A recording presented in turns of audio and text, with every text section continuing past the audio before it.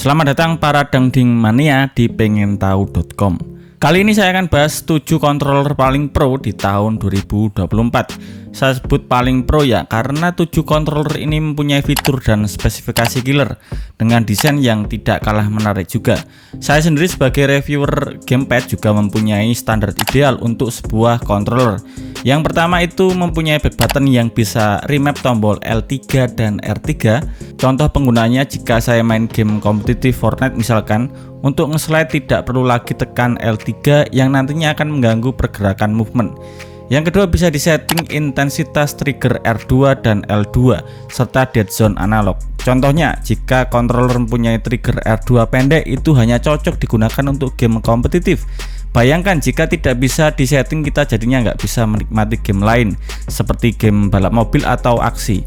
Sedangkan untuk dead zone itu mempengaruhi akurasi dalam pergerakan, bisa kita atur sesuai feel yang kita rasakan. Kemudian yang ketiga, tipe koneksinya bisa wireless.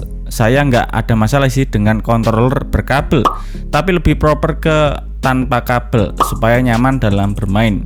Kemudian yang keempat, menggunakan replaceable baterai. Kalau lagi seru-serunya main game, nggak perlu lagi takut baterai habis karena bisa diganti secara langsung dengan baterai spare.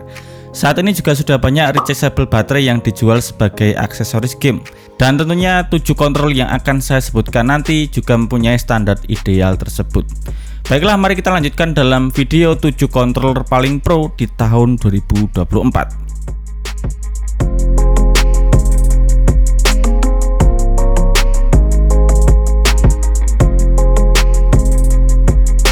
Di urutan yang pertama ada DualSense Edge. Tidak lama setelah Sony PlayStation merilis konsol PS5 beserta controller terbarunya, yaitu DualSense, hadirlah DualSense Edge, controller kasta tertinggi yang dimiliki oleh Sony PlayStation.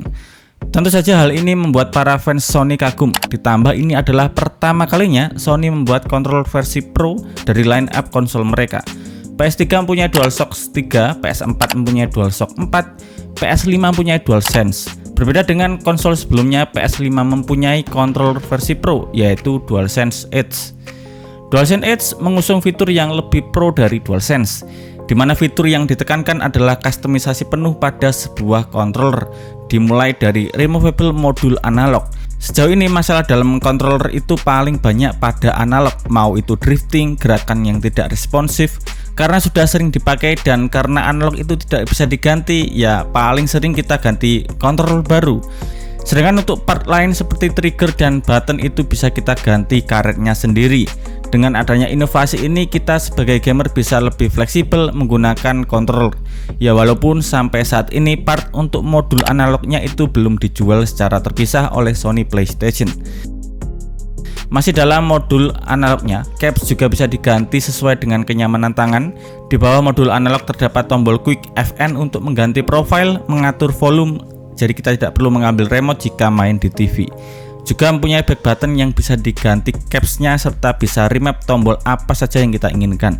Karena DualSense Edge adalah versi Pro dari DualSense, maka sudah seharusnya fitur yang dimiliki juga ada pada DualSense Edge, yang sudah kita kenal adaptive trigger dan haptic feedback.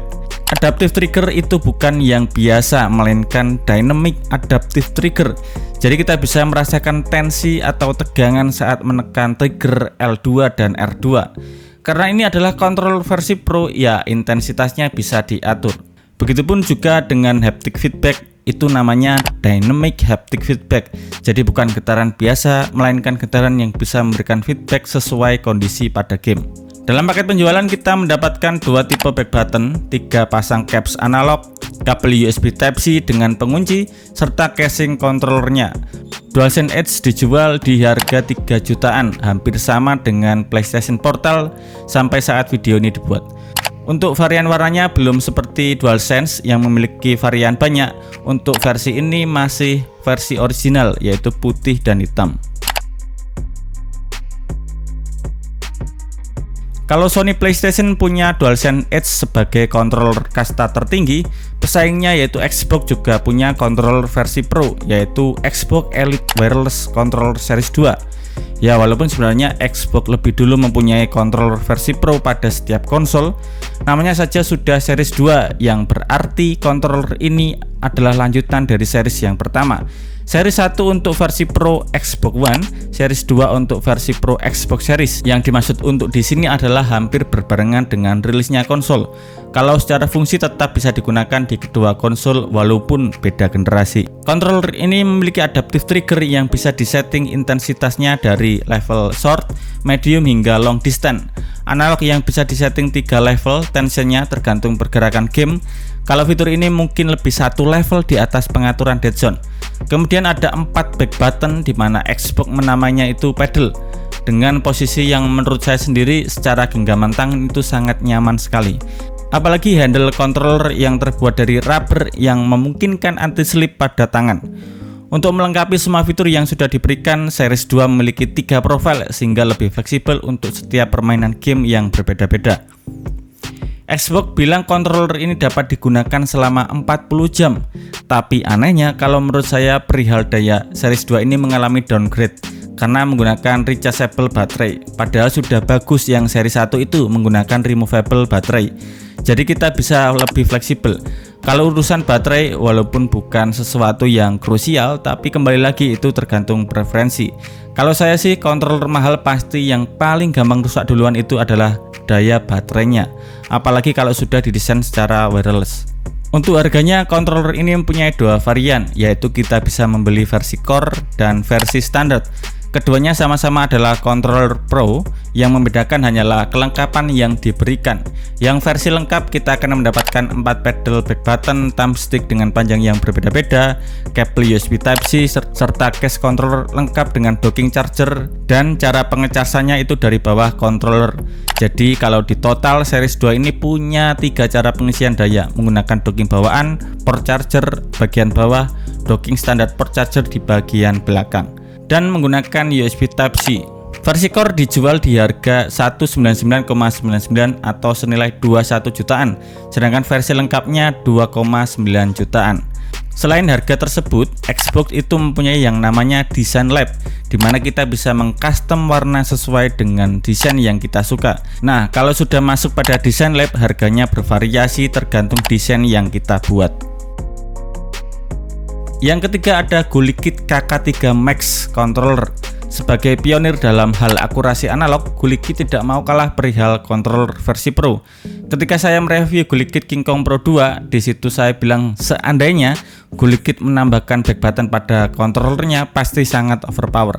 Dan ternyata mereka merilis juga controller versi Pro yang ada penambahan back button. Tidak dijelaskan KK3 ini namanya apa, tapi bisa disimpulkan bahwa namanya adalah King Kong 3. Selain adanya upgrade tambahan 4 back button, settingan intensitas trigger juga ditambahkan, generasi Hall effect terbaru pada analog serta triggernya, serta yang paling dinotis adalah Gulikit Patented Maglev Vibration Motor, di mana getarannya mempunyai frekuensi variabel, responsif cepat, serta getaran yang kuat. Fitur-fitur lain yang sudah ada pada Gulikit King Kong Pro 2 itu ada pada gamepad ini, turbo function, EPG, anti-slip analog, serta desain grip handle yang sangat nyaman. Sesuai dengan standar Gulikit, series ini juga menggunakan base controller Nintendo, jadi akan maksimal jika digunakan untuk konsol Nintendo. Tapi untuk koneksinya juga sama, bisa digunakan untuk Windows, Android, wireless, dan wired. Mempunyai kapasitas baterai 950 mAh dengan jangka waktu pemakaian antara 15-28 jam, tergantung cara pemakaiannya. Controller ini dijual di harga $79,99 atau senilai 1,2 jutaan. Dalam paketnya kita bisa dapat 3 jenis pedal back button, USB receiver, 4 spare face button dengan tinggi yang berbeda-beda, serta alat untuk menggantinya. Kemudian yang keempat ada Razer Wolverine V2 Pro. Mendengar nama brand Razer pasti kalian sudah tahu lah, brand gaming satu ini mempunyai produk aksesoris yang premium. Razer Wolverine V2 Pro ini dikhususkan untuk PS5 dan PC, dan termasuk dalam aksesoris official third party konsol PS5. Sebenarnya ada juga yang dikhususkan untuk konsol Xbox Series, Wolverine V2 Chroma namanya. Hanya saja secara spesifikasi lebih rendah, jadi yang saya masukkan adalah Wolverine V2 Pro. Fitur yang diunggulkan di controller ini adalah koneksi super yang dikhususkan untuk game kompetitif, yaitu Razer Hyperspeed Wireless. menggunakan dongle sebagai tipe koneksinya. Kemudian ada fitur Mecha Tactile Action Button di mana face buttonnya dirancang sangat responsif dan mempunyai lifetime 3 juta kali klik. Bayangkan, dengan aktuasi 10 millisecond ketika kita menekannya. Untuk masalah trigger sama seperti controller Pro lain yang mana bisa disetting intensitasnya. Tapi untuk Wolverine V2 Pro ini mempunyai 3 trigger, jadi total ada 6 kiri dan kanan. Kemudian ada fitur yang dimana D-pad-nya tidak hanya menjalankan 4 direksi arah, melainkan untuk controller ini bisa 8 direksi. Jadi semi-semi analog lebih seamless jika digunakan untuk exploring pada menu-menu dan hint dalam games.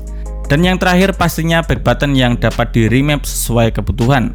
Semua fitur tersebut dapat disetting di aplikasi Razer Controller Apps dan tentu saja pengaturannya mempunyai profil yang berbeda-beda untuk setiap game yang kita mainkan. Dalam paket penjualan kita mendapatkan spare caps analog pilihan panjang dan pendek, dongle USB serta kabel USB Type-C dengan harga $249,99 atau senilai 4 jutaan. Kalian bayangkan, nggak perlu ditanya lagi kenapa harganya mahal, karena dari dulu Razer selalu memberikan produk yang harganya mahal dan rasanya sangat tidak cocok untuk kaum mendang-mending seperti kita. Harga satu controller saja udah bisa beli Xbox Series S plus controllernya. Kemudian yang kelima ada Asus Reikiri Pro. Sebagai brand gaming yang juga sudah mempunyai banyak sekali produk gaming, Asus juga membuat controller Pro yang didesain untuk Xbox. Yang spesial dari controller ini adalah adanya layar OLED yang bisa menampilkan animasi, status indikator, dan profil yang kita gunakan. Menggunakan 3 konektivitas yaitu dongle 2,4 GHz, kabel USB Type-C, dan koneksi Bluetooth. Secara desain ini memang mirip dengan controller Xbox secara handling grip dan posisi back buttonnya. Hanya saja untuk pengaturan intensitas trigger hanya terdapat 2 level, pendek dan panjang. Yang menjadikan controller ini berbeda dari controller Pro lain, selain adanya layar OLED, juga mempunyai ISS-DAC yang bisa menghasilkan audio imersif jika dikoneksikan menggunakan port jack audio 3,5 mm. Fitur lain bisa disetting menggunakan software yang namanya Armoury Crate. Bisa digunakan untuk produk Asus secara umum juga, sedangkan baterainya menggunakan rechargeable baterai dengan ketahanan hingga 48 jam. Asus Reikiri Pro dijual dengan harga 2,4 jutaan dan karena produk Asus sudah resmi di Indonesia juga lebih mudah untuk didapatkan. Yang keenam ada 8BIDO Ultimate. Sebenarnya controller ini tidak terlalu pro dibandingkan dengan yang lainnya. Tapi controller ini saya masukkan list karena mempunyai syarat kontrol ideal yang saya inginkan. Apalagi semua fitur-fiturnya itu bisa disetting menggunakan software yang namanya software Ultimate. Mulai dari intensitas adaptive trigger, intensitas getaran, tombol makro, interchange, tombol action, serta pengaturan profile game. Dan bisa disetting melalui PC dan smartphone. Sayangnya seperti halnya Xbox Elite Controller yang pada versi terbarunya itu menggunakan baterai rechargeable, bukan removable. Gak tau lah apakah menggunakan rechargeable itu lebih baik menurut para desainer, tapi menurut saya sendiri harusnya lebih fleksibel menggunakan removable baterai seperti 8BIDO Pro 2 yang saya miliki. Nah, untuk controller ini menggunakan rechargeable baterai yang kapasitasnya itu 480 mAh dan bisa digunakan selama kurang lebih 15 jam playtime. Versi ini menggunakan analog Hall effect, ya walaupun menggunakan modul analog Hall effect dari Gulikit. Berbeda dengan controller dari 8BIDO yang kebanyakan menggunakan base controller Nintendo Switch, kali ini untuk konektivitas controller ini support Windows, Android, dan iOS. Koneksinya bisa digunakan dongle dan Bluetooth, tapi untuk Bluetooth hanya bisa digunakan untuk produk Apple, dan controller ini menjadi satu-satunya yang support untuk Apple Vision dari controller Pro yang saya sebutkan dalam video ini. Dalam paket penjualan kita mendapatkan kabel USB Type-C, docking charger, dan adapter 2,4 GHz dengan harga $49,99 atau senilai 800 ribuan. Harganya paling murah di antara controller Pro yang saya list dalam video ini. Controller yang terakhir adalah Victrix Pro BFG. Mungkin dari kalian masih awam dengan brand satu ini. Saya juga mengetahui controller ini ketika melihat aksesoris official third party untuk konsol PS5. Tapi setelah saya lihat, controller ini juga ada yang digunakan untuk konsol Xbox. Jadi dalam satu tipe Pro controller ada 2 jenis, yaitu untuk konsol PS dan Xbox. Desainnya sama, yang membedakan secara fisik hanyalah touchpad pada PS dan tombol power bulat untuk Xbox.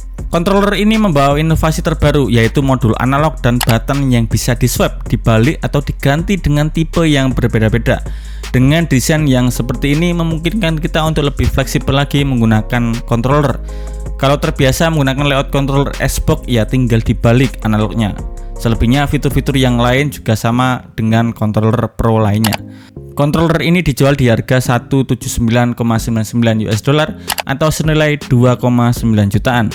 Dengan harga tersebut kita sudah mendapatkan controller lengkap dengan aksesoris yang banyak sekali. Tapi karena brand ini masih jarang digunakan, untuk mendapatkannya juga masih lumayan sulit. Nah, itu tadi 7 controller Pro pilihan saya di tahun 2024. Kalau ditanya mana controller Pro terfavorit, saya pilih Xbox Controller Elite. Tapi untuk masalah paling worth yang mana, jawabannya belum ada. Karena saya lebih sering main di PlayStation, di TV menggunakan controller. Sedangkan kalau pilih DualSense Edge ya belum maksimal karena masih pakai PS4 Pro, belum upgrade di PS5. Sedangkan kalau main di Xbox itu secara desktop menggunakan keyboard dan mouse. Jadi ya belum ada yang cocok.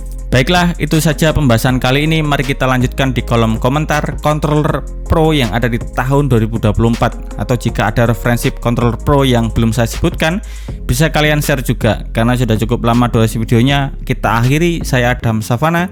Sampai ketemu para dangding mania di video selanjutnya.